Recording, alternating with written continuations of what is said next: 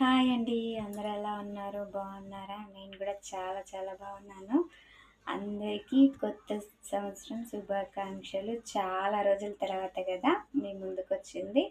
మేమైతే ఉగాది పచ్చడి చేసుకున్నాము. మీరు కూడా చేసుకున్నారని అనుకుంటా. నేనైతే లేట్ అయింది ఈరోజైతే.